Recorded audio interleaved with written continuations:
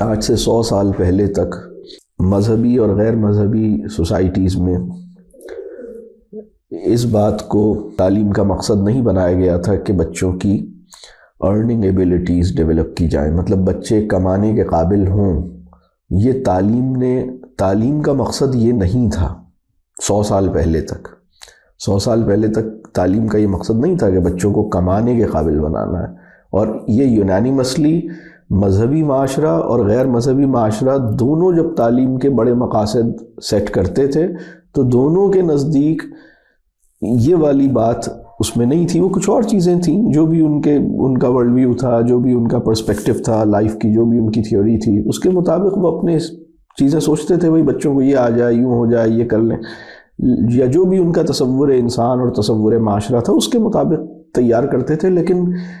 کمانے کے قابل بنانا ہو یہ ان کا، اور یعنی لوگ ایجوکیشن اس لیے لیں کہ کما سکیں۔ ایجوکیشن سیکرز کے ذہن میں بھی یہ بات نہیں تھی کہ ہم ایجوکیشن اس لیے لیں گے تاکہ اس کے نتیجے میں ہم کمائیں گے اچھا۔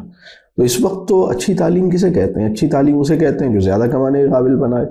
بری تعلیم اسے کہتے ہیں جو زیادہ کمانے کے قابل نہ بنائے۔ ہماری سوسائٹی میں تو یہ کرائیٹیریا بن گیا ہے،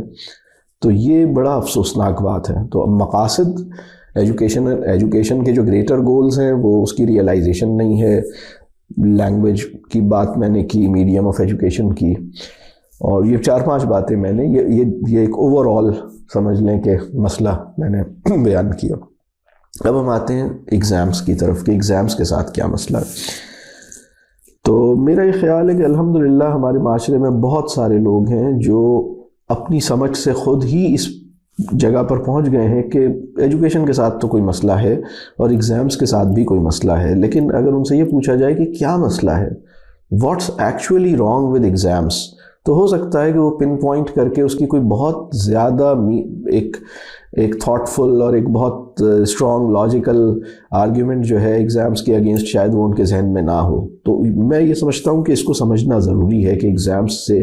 کیا نقصانات ہوتے ہیں یا ایگزامز کا ایشو کیا ہے میجر۔ تو میں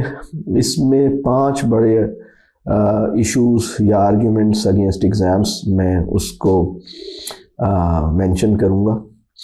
اور ان سے پہلے میں ایک بات یہ بتاؤں کہ دیکھیے ایگزامز سے ہونے والے جو نقصانات ہیں نا وہ انٹلیکچول پلین پر بھی ہیں، وہ ہماری نفسیات کے اوپر بھی واقع ہوئے ہیں، وہ ہمارے ذوق کے اوپر بھی واقع ہوئے ہیں، وہ ہمارے اخلاق کے اوپر بھی واقع ہوئے ہیں۔ یہ تو میں بالکل عمومی بات کر رہا ہوں، اور اس کو آج بھی بہرحال یہ ایسا موضوع ہے جس پہ بہت بات ہو سکتی ہے، لیکن فی الحال میں یہ جنرل بات کر رہا ہوں کہ اس کے نقصانات ہمارے ذوق، ہمارے اخلاق، ہماری نفسیات اور ہماری فکر جو ہے یا ذہن جو ہے، ان سب پر اس نے اپنا اثر پیدا کیا ہے۔ اب وہ کیا کیا ہے، میں اب 1 بائی 1 ذرا 5 جو میرے 5 میجر آرگیومنٹس ہیں میں ان کو ذرا شیئر کروں گا۔ سب سے پہلا جو میرا ایگزامز کے اوپر جو سب سے بڑا ایشو ہے، اور یا پہلا جو میرا اس پہ پوائنٹ ہے، وہ یہ ہے کہ یہ لرنر